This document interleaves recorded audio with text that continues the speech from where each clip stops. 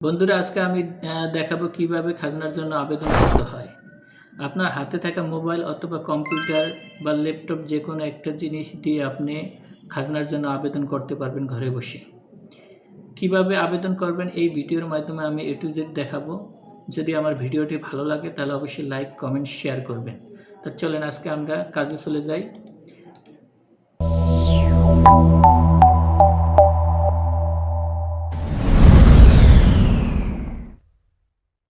ওয়েবসাইটে ঢোকার আগে অবশ্যই আপনার যে কোনো একটি ব্রাউজ চয়েস করে নিতে হবে। আমার ক্রোম ব্রাউজ আছে, আমি ক্রোম ব্রাউজের উপর ক্লিক করলাম।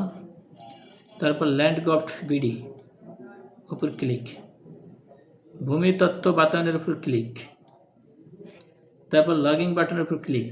পূর্বে যাদের অ্যাকাউন্ট খোলা আছে তারাই লগ ইন করতে পারবে, আর যাদের অ্যাকাউন্ট খোলা নাই তারা অবশ্যই রেজিস্টারের উপর ক্লিক করে নতুন করে অ্যাকাউন্ট খুলে তারপর লগ ইন করতে হবে। যেহেতু আমার পূর্বে অ্যাকাউন্ট খোলা আছে তাহলে আমি লগ ইন করে নিলাম।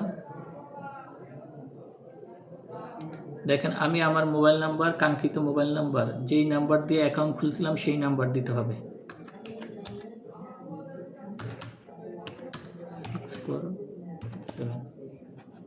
তারপর আমার পাসওয়ার্ড আমি বসালাম। তারপর ক্যাপচার বসাতে হবে। যদি ক্যাপচার না বুঝে থাকেন তাহলে এই রিলোড বাটনের উপর ক্লিক করবেন। ক্যাপচার যেরকম বড় হাতের আছে ঠিক ওই বড় হাতেরই বসাতে হবে, TQSYQCL। তারপর এই যে এখানে দেখেন 10 সংখ্যা বসাতে হবে, জিরোটা কেটে দিতে হবে, কারণ যেহেতু আমাদের কোড এখানে জিরো দেওয়া আছে। দেখেন আমার মোবাইল নাম্বার এবং পাসওয়ার্ড ক্যাপচার বসালাম। এখন আমার লগ ইন বাটনের উপর ক্লিক করতে হবে। লগ ইন বাটনের উপর ক্লিক, চলে আসলো আমার প্রোফাইল। এখন প্রোফাইলের আপডেটের উপর ক্লিক, তারপর হালনাগাদের উপর ক্লিক। দেখেন চলে আসলো।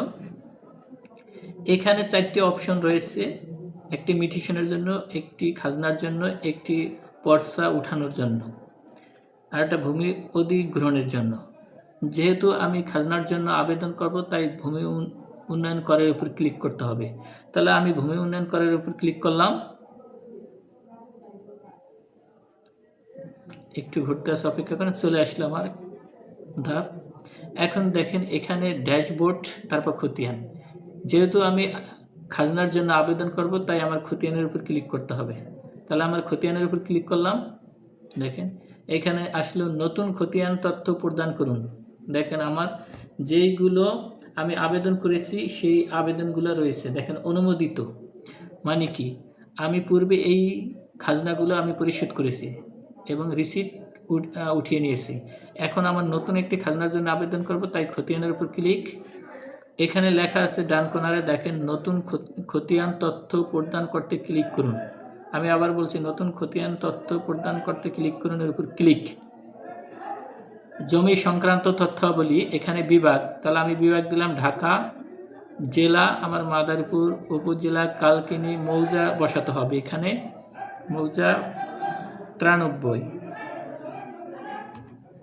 মৌজা 93 অবশ্যই বাংলা লিখতে হবে, বাংলা না লিখলে আসবে না। 93 উপর ক্লিক। তারপর জমির ধরন, এখানে আমি এসএ না বিআরএস না সিআরএস দিয়ে আবেদন করবো, তাই বিআরএসের উপর ক্লিক করলাম। খতিয়ান নাম্বার বসাতে হবে 464। তারপর এখানে দেখেন যাচাই করুন, পর্চাটি সিস্টেমে পাওয়া যায়নি। হোল্ডিং নাম্বার আমার জানা নেই, ওটি ভূমি অফিস থেকে দিবে। যেহেতু আমার খতিয়ান আছে আমি এই খতিয়ান দিয়ে আবেদন করব।